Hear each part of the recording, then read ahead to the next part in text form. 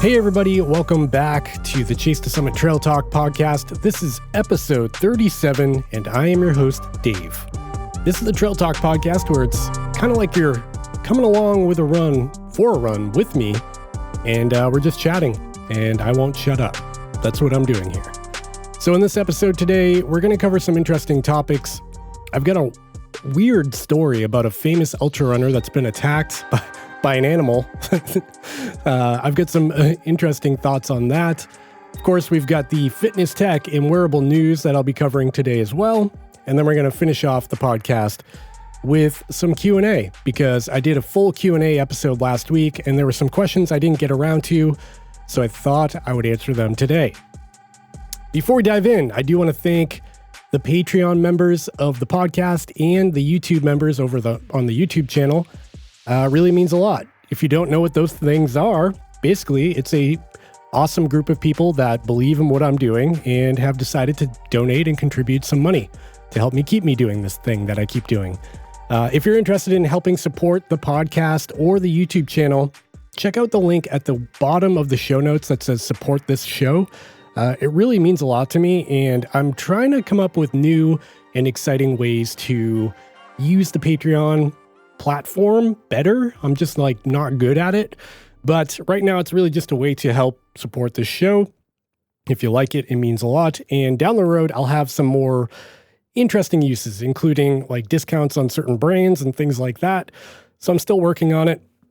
And if we get enough Patreon members and YouTube members, I'll do some exclusive live streams and stuff so we can interact on a more personal level. So you're not just listening to the recording, you can actually take part in it.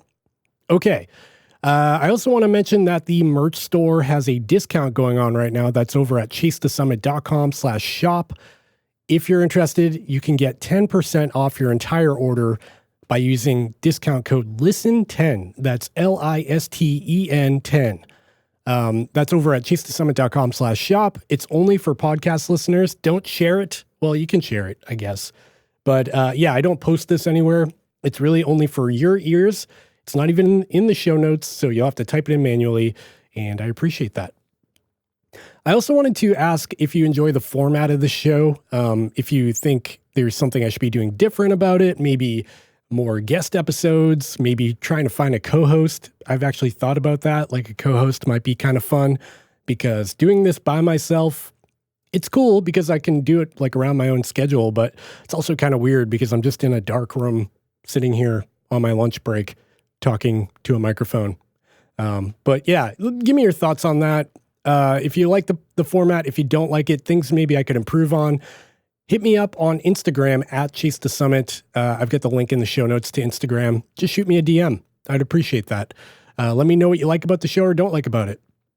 On that note, I don't want to keep ranting on and on, but if you do enjoy the show, hitting that 5-star button on Spotify or on Apple Podcasts and leaving a little comment about what you like about the show really goes a long way for the algorithm.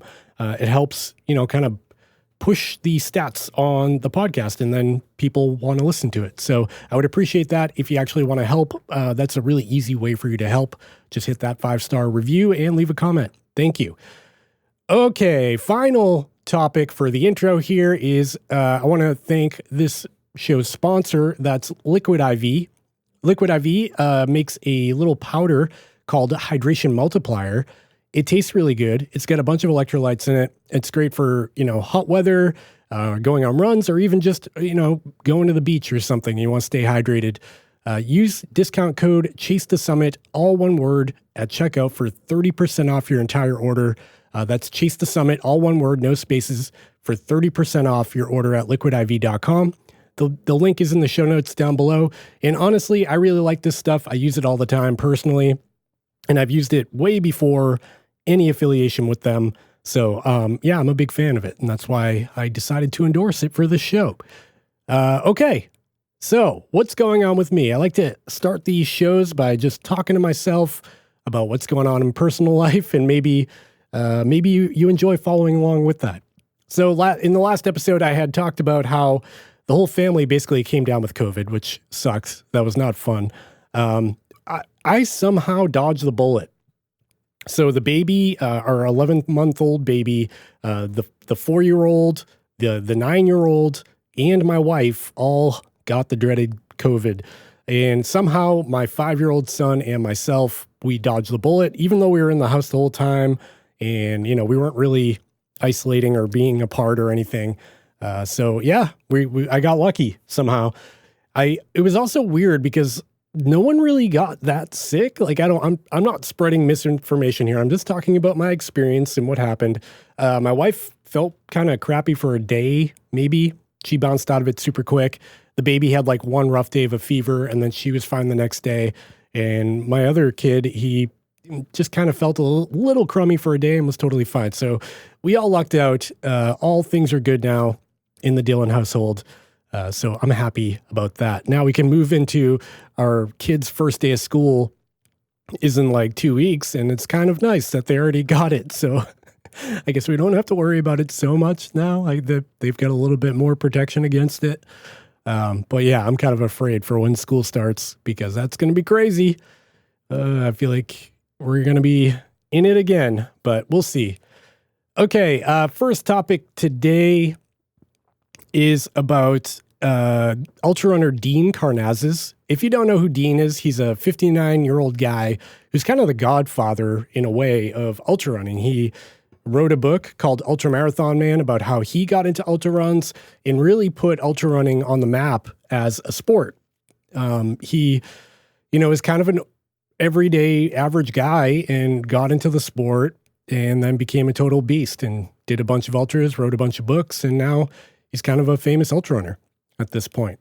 Anyways, I think it was like 2 weeks ago now, he was out on a long run. He was actually running 150 miles in the Golden Gate Bridge area. So there's a Golden Gate National Recreation Area. I don't think it's a national park, but it's a Golden Gate National Recreation Area is the name of it. He was out, it was dark, and he was eating like a protein bar or something when he came upon a pack, I believe, of coyotes. One of them was pretty aggressive, I guess. This is all by his account. There was no one there with him, so no one really knows what happens. But from what he said, it seemed like the animal wanted his little granola bar that he was holding and, came at him. So Dean posted on his Instagram page, which has like over 100,000 followers, a picture of it was actually a video of his bloody face. And he's got blood all over his face. And he's like, I don't know what just happened. I don't know what to do now.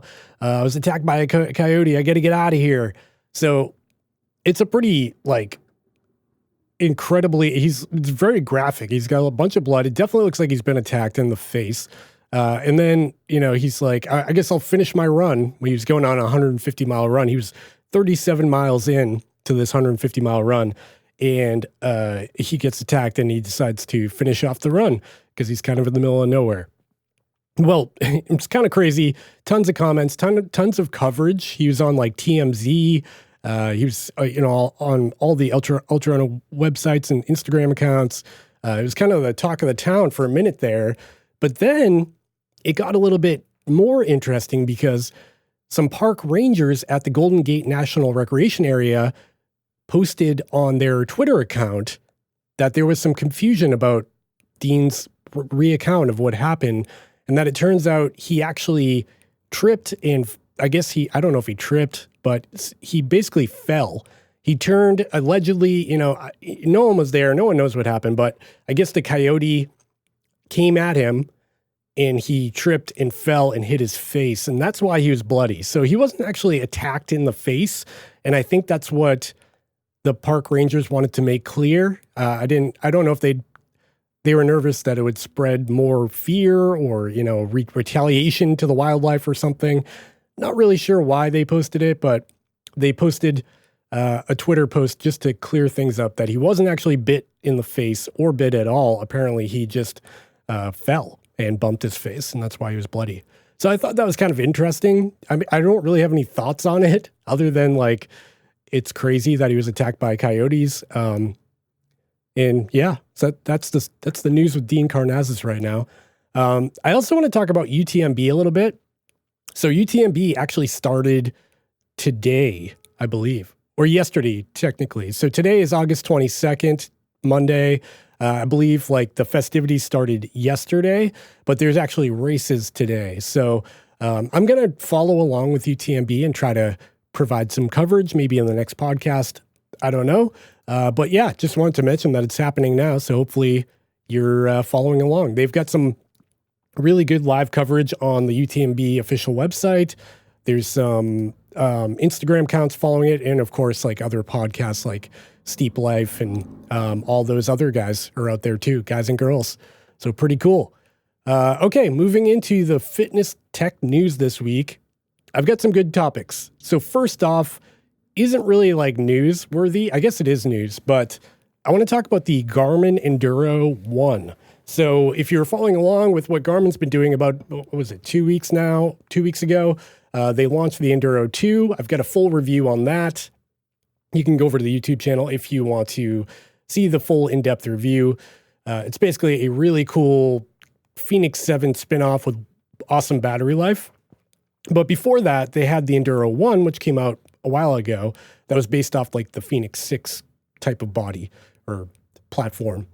And just recently, the price on the Enduro 1 has dropped considerably, which I think makes it a compelling option for people out there. And I've actually got an exclusive discount for playbetter.com. Playbetter is a store that I work with for YouTube sponsorships. I don't work for them. I'm not an employee of them, but they help out the channel quite a bit. And they actually have the best pricing on the Enduro 1 on the entire internet right now. So the Garmin Enduro 1's on sale. Get this, for $549. That's marked down from like $800, I think it was at launch day. This is only for the steel version though, which is like the silver colored one. It's not for the titanium version. The only difference between the two though is the material itself, which is not that big of a deal, to be honest. It's a little bit heavier, but not that much.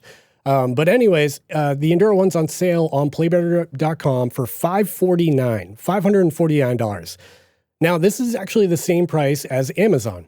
Yes, but get this. If you use a discount code that I have called Enduro50CTS, that's ENDURO50CTS, that's just for listeners of this podcast or on the YouTube channel, you can actually get an additional $50 off the price of the Garmin Enduro 1. That brings the price down to $499 for an incredibly capable watch. Yes, it is a little bit older. It doesn't have all of the new features of the latest and greatest like the Phoenix 7 or Enduro 2, but this is literally less than half the cost of the Enduro 2. It's $100 less than half the cost. So $600 cheaper than the Enduro 2. And it still has really good battery life. You get 80 hours in GPS mode in 50 days, like almost 2 months in standby mode, which is bananas. Anyways, I wanted to mention that. I know it's not really news, but it's still pretty darn cool. And I think if you're looking for a watch with like incredible battery life below $500, they should probably be on your radar.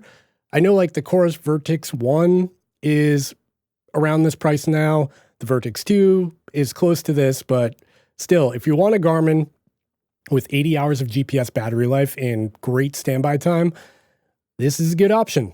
So check out the link to Play Better that's in the show notes. Again, I don't mean for this to be like an advertisement. I just think it's a really good deal. And again, that discount code is ENDURO50CTS, Enduro50CTS. Okay, I hope that helps somebody out there. The next piece of news I've got for you is from Suunto, which is interesting because they've been pretty quiet lately. So the Suunto 9 Peak Pro has been rumored on a bunch of different websites to be releasing very soon. Suunto is a weird brand because they're like the one major sport watch brand that I don't get any information from. They don't tell me anything ahead of time. I don't get like review units. They just kind of don't give me anything. So I'm going to speculate as much as I want here and read this rumor site. Allegedly, or that's a weird word for it, but apparently, there we go. The Suunto 9 Peak Pro will have significantly longer battery life than the original Suunto 9 Peak which is a watch that's been around for like a year and a half. Suunto 9 Peak, really solid watch. But, you know, at today's current standard for what you get for $500, it's lacking in some areas. It doesn't have mapping, doesn't really have a ton of smartwatch capabilities, but it's a Suunto. It's well built. It's got a sapphire lens. It's really cool looking. It's got a lot going for it. And they have given it some firmware updates that make it pretty compelling. However, now the Suunto 9 Peak Pro is rumored to come out. It's supposed to have 21-day battery life, which is longer than the original Peak. And it's also going to be about $50 more expensive than the Suunto 9 Peak. So we should expect it to come in around $600, I think. The cool thing about it is it does include a nylon band this time around, but it's not the kind of nylon band we saw from Garmin or Coros where it's like a Velcro band. It's actually a standard band with a little clasp and everything, but it's made out of nylon, so it should be a little bit lighter, maybe a little bit more comfortable. And it also has an exclusive anodized green, like gunmetal color to it. Apparently, this is rumored to have its own watch face too that will be like exclusive to the Pro model. But yeah, that's kind of it in terms of the rumor. I'm interested to see it. I'm really hoping they add more to it than just more battery life. It would be cool to see them do, you know, at least like a base map like Coros is doing, or some more navigation features, or add in that multi-band GPS stuff we've been seeing from like Coros and Garmin, because that seems like it's going to be the next wave of technology that all of the brands start to adopt. But this rumor doesn't really have any of that information. It's really just saying that it's coming, and we'll have to wait and see what happens. But the rumor does say it's coming soon. Next up in the news, we've got the Coros firmware update that actually came out today. They sent me this in beta form like a week ago. This beta firmware update, or actually it's a major update now. They actually did release it in full to everybody. So if you do have a Coros Pace 2 or Vertex 2, you can go ahead and check your firmware in the Coros app, and it's probably going to have an update. What can you expect in this release? Well, it's kind of a weird update, but there are some handy features. First of all is a jump rope mode, so you can have a jump rope activity. It's supposed to count the reps every time you skip rope. There's also going to be a time to sunrise and sunset data field. It's actually a really useful tool if you're an ultra runner or an endurance athlete or a hiker even, and you're out on a long trip. You want to know when the sun's going to come down, when it's going to come back up. This data field will tell you how many hours you have left until sunrise or sunset. That's a really cool feature, and you can add that to any activity. They also added Insta360 Go 2 remote support. So already on the Coros Vertex 2, you can control the Insta360 One X2, their 360 camera. And now in this release, you can control the Go 2 as well. So that's kind of cool if you have an Insta360 Go 2. They've also added smart trainer connection optimization. So that's just for people who are a cyclist and they have a smart trainer. If you've had issues in the past, hopefully that cleans that up. And then British grid reference support. So that's like X and Y format type positional data, often used in like military or tactical operations or things like that. They've added that ability to the watch as well. And that's really it. Not a huge update. There's no like major changes or feature enhancements or anything like that, but a few, interesting tools. And I like that sunrise and sunset data field a lot. So welcome change there. Next up, from Coros as well is in the news, is that they have a challenge going on Strava. If you go over to Strava, you can go to the Keep Up with Coros challenge. So the challenge here is to log 37 miles of running on Strava within 2 weeks, starting on August 15th and ending 2 weeks from then. I didn't write it down.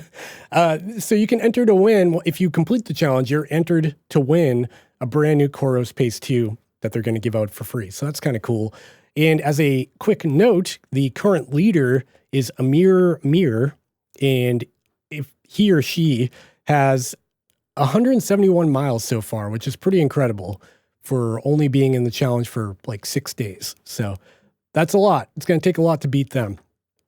But I think 37 miles in 2 weeks is pretty achievable for the casual runner out there. Good luck. The next piece of news comes from Garmin. The Garmin Fenix 6 Enduro Tactics and Mark watches have received a beta version 23.00 with new training status enhancements. So this is a feature that came out on the Garmin Forerunner 955 and 255, where they actually updated the training status to display HRV and acute training load in the little widget on the watch. This now comes to the Fenix 6, Enduro 1, Tactics, and Mark watches, which is great. Those are older watches, and typically Garmin is that company that doesn't update older watches, so it's really good to see them add that to that older watch as well. And on top of that, from Garmin, the Enduro 2 actually just gained beta access. So the Enduro 2 just came out a couple of weeks ago, and when it first launched, I actually checked the website. There's no beta program for Enduro 2. They just added that. So if you go into your Garmin Connect account and you have an Enduro 2, you can enable beta access, which is great. It means you can get some of the new features that we saw on the 955 and the Fenix 7 and things like that on your Enduro 2. There isn't even a beta build yet, but the program is put in place. So I can expect that they'll have some coming soon. Because it's very similar to the Fenix 7, I'm going to assume they have the same update schedule. You know, we're going to see very similar firmware on both the Fenix 7 and the Epix, or not Epix, the Enduro 2. Good news there. And a couple of more pieces of news here. FitBit may have a Google Wear OS device coming. I thought this was kind of interesting. Over at the XDA Developers Forum, that's kind of where us, like nerds hang out and like hack watches and stuff. They actually tore down an APK file from the latest Google Wear OS firmware. And somebody found a little illustration of what appears to be a firmware update, not a firmware update, a Fitbit. So there's a little illustration that looks like a Fitbit. It's like a oval, not an oval, but it's a square watch with rounded corners. It's like a classic Fitbit looking watch. And the image is supposed to go along with some text that says, tap to pay everywhere Google Pay is accepted, ride, transit, and more, all with just your watch. And it looks to me and to like the developers here that this is a piece of code that's meant for a Fitbit watch that'll have an NFC chip inside that'll be able to use Google Pay and all that fun stuff. So there could be two things happening here. This could, in fact, be a Fitbit. This could be a new Fitbit coming out with Wear OS, or it could be a Google watch, like a Google-branded Wear OS watch, which I think more likely is going to be a Fitbit. Because if you remember about a year ago, Fitbit was acquired by Google. Google owns Fitbit now. So it would make a lot of sense for them to integrate. And at the time, a year ago, when they purchased Fitbit, or when they moved under the parent company of Google, I was wondering what they were going to do, because it seemed like natural progression would be to start releasing Google Fitbit watches. Because Fitbit's a huge brand, they've got a ton of users. Google's the mothership of everything, so it makes sense for them to get together and start producing Google Wear watches. So it's just news for now. There's no one really knows what's going on here, but I suspect we're going to see a Google Wear OS Fitbit sometime soon. I don't know when. And the final piece of news I have for you this week is some leaks about a new drone. I know this is like a sports and fitness type podcast, but I am interested in drones, and I thought this one was kind of cool. So the DJI Avata is a tiny FPV style drone. It looks like it has propeller guards on it. It's kind of square. And apparently it's going to come in at an affordable price at around $629, which is expensive for some, but for an FPV drone from DJI, that's actually pretty affordable. It's got a camera on board, and it looks really interesting. And apparently it's going to be launched at DJI's Born to Fly event this September, which is only a few weeks away. So we'll have to see what happens there. My hope is that it's something I can throw in a backpack and bring hiking or running with me. That would be super cool, because right now I do have the DJI Mini 3, and that's small enough, but it's kind of a big, it's still kind of a big drone to throw in a backpack. So I typically don't like travel too far with it, but yeah, it's a lot of fun. We'll have to see what happens there. Okay. So I quickly want to talk about what I got coming on YouTube. I usually do this at the beginning of the podcast, but I forgot, but I'm going to do it now. So coming up, I've actually got the circular ring. If you're aware of what Oura Ring is, it's like a little heart rate sensor ring that collects a bunch of data. There's an app to it. There's a brand called Circular, that was my Boston accent coming out, that kind of does the same thing. And this ring looks really interesting. They reached out to me a couple of weeks ago and they wanted to see if I wanted to check out the ring. Funny enough, they didn't send me one for free. I still had to buy it, but they put it on the map for me and I was interested enough, so I did buy one and it's in the mail. Hopefully I can get that soon and get that review on YouTube. I'm really looking forward to trying that out.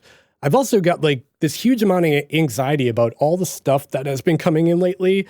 Like I've got a lot of products coming in, from hydration vests to shoes from Hoka and Ultra, and Nike shoes have come in. I've got some massage guns that showed up, and there's like a mountain of things I have to get around to. And I've been so busy that I'm pretty far behind.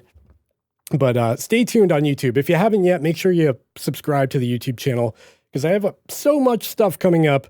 And yeah, I have like analysis paralysis right now, trying to look at this pile of stuff and decide what to look at next. It's very exciting. It's a good problem to have. It's just, in my world, gives me a little bit of anxiety. Okay, moving on to the Q&A section of this podcast. These are questions that were sent in by people on Instagram. So if you want to send in questions for this podcast, and I'll answer them just like I am now, go over to the Instagram at Chase the Summit. Link is in the show notes down below. Shoot me a DM and just ask your question. I'll be happy to pop it on the air and hopefully answer it for you. So first up, we've got Luca Galucci 27. He says, the Forerunner 255S or the Coros Pace 2 for multisport and 24/7 wear. Well, it's a really tough question. Obviously the 255 is more money. You're looking at a $350 watch compared to a $200 watch. The 255S does have more features. It's got better wellness tracking and training tools like training readiness and HRV status. It's got, I'd say, a more useful training platform, generally speaking. And it also has breadcrumb mapping, which the Pace 2 doesn't have at all. So you do get more with the Garmin Forerunner 255, but it is more money. So that's really comes down to your budget and your needs. If you want something just dead simple that works and you can, get your runs over on Strava, then I'd just go for the Coros Pace 2. But if you're looking for something with more features and, more of a training companion and something that gives you valuable information about your everyday life, I think the Forerunner 255 is the way to go. Next question comes from Hassenberg. HRV comparison between Polar, Garmin, Suunto, Whoop, and Oura Ring. That would be cool. This isn't so much of a question, but a request for a video, I think. So I actually posted yesterday on August 21st, I posted a video comparing Garmin's HRV to the Whoop band. So that answers some of your question. I would go check that video out. It's pretty interesting. So that's all I've got for that one. It's not really a question. That's all I can offer right now, but I'll keep that in mind for down the road. Okay, next one is David Hassinsta. I think he mixed his name into Instagram there. David has Insta. There we go. What happens during NDA times? Do you have to hide what you wear in public? So I think he's referring to new watches coming out that people don't know about. It's a weird thing because I wondered that too when I used to watch the DC Rainmaker channel and DesFit. How did that work with brands and blah, blah, blah. But now that I'm in a position where people do send me things, it's weird because our community is so small. There's only a small percentage of people out there that actually give a crap about what you're wearing in terms of a watch. And if you're that person, you're probably listening to this podcast. But to give you some perspective on that, a well-performing YouTube video has 500,000 views on it. And there's millions of people, in the country. So there's not that many people who care. That said, if I'm out in public, if I'm going grocery shopping or something, I don't worry about people seeing a top secret watch on my wrist, generally. Now, if it was something really top secret from a huge brand, I might hide it, or I'm sure the brand would request that. But when they send me stuff, there's no requests or anything.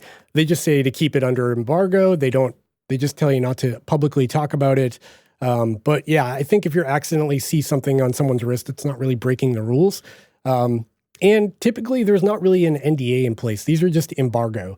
And that just means that like, if you did mess up and post something, the brand would probably just blacklist you and not send you any more information, which would be a big bummer. But yeah, you're not going to go to jail for it. So for me, it's not like something I worry about. But if I were to go to like a race, like if I was going to show up at an ultra marathon and wear, the Garmin Fenix 8 that doesn't exist yet, I would probably not do that because people would probably recognize it and ask what the heck it was.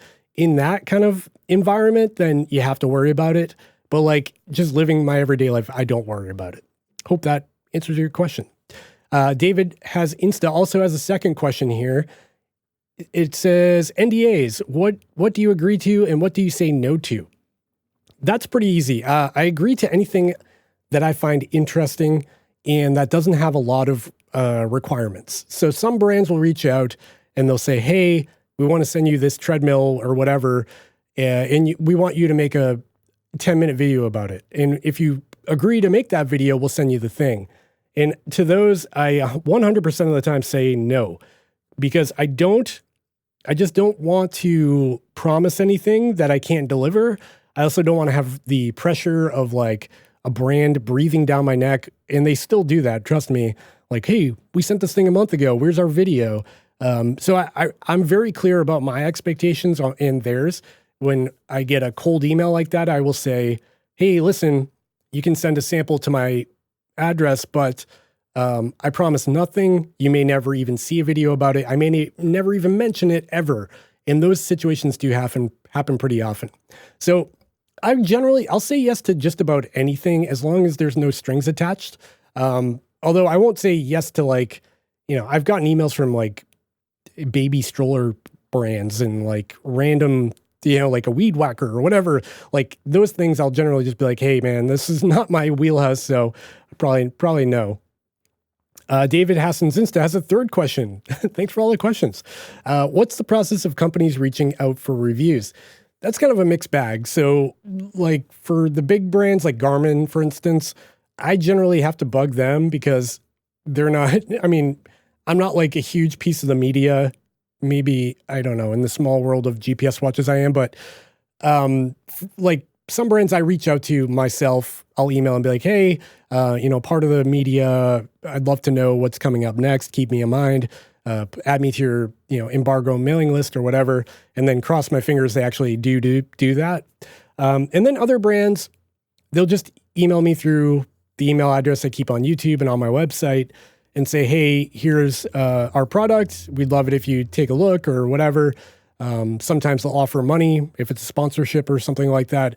Typically, I don't take sponsors unless it's something I really, really believe in. So you won't see a lot of sponsored content on my channel. But yeah, it's pretty straightforward. It's like anybody reaching out for anything, Hope that helps. A Metz says, what's your all-time favorite watch? All-time is a tough one because obviously like an old one's outdated now, but I will say I have a special place for the Garmin Fenix 6 and the old 3HR. So the Garmin 3HR, Fenix 3HR was my first like very expensive sports watch. And I bought that, I forget what year that was, but it was probably 7 years ago, maybe even more, I don't know. So that was a while ago, and I don't know why, but I just really cherished that watch. It was beautiful. It was very expensive. I never spent that kind of money on a sports watch before, and I was like really into hiking at the time, so I spent a lot of time with it. That was one of my faves. And then the Fenix 6 kind of has a special place for me because it kind of started my YouTube channel, to be honest. Like all this content creation, it all stemmed from YouTube, from the Fenix 6. It was like the first video that actually took off, and I found that really exciting, so I wanted to make more, and then I started looking at other brands and other products, and here I am today. So those two. Right now, though, I think my favorite is the Garmin Forerunner 955. I really like it. I'm wearing it right now. The Enduro 2 is really cool too, but it's a big watch, and I like lightweight watches, so been kind of back and forth on that. But yeah, hope that answers your question. And that's really it for the Q&A section of this podcast. We are 36 minutes into episode 37. That's very confusing. And I think we've reached the end of this podcast. Short and sweet today. We're going to keep it under 40 minutes, I think, as long as I don't ramble too much now. I do want to thank you for listening into the podcast. If you found this podcast fun or exciting, or you've been listening more and more on your way to work or whatever, please make sure to give the podcast a rating over on Spotify or the Apple Podcast app. Give me a 5-star rating, leave a comment. It's very helpful. This podcast is growing.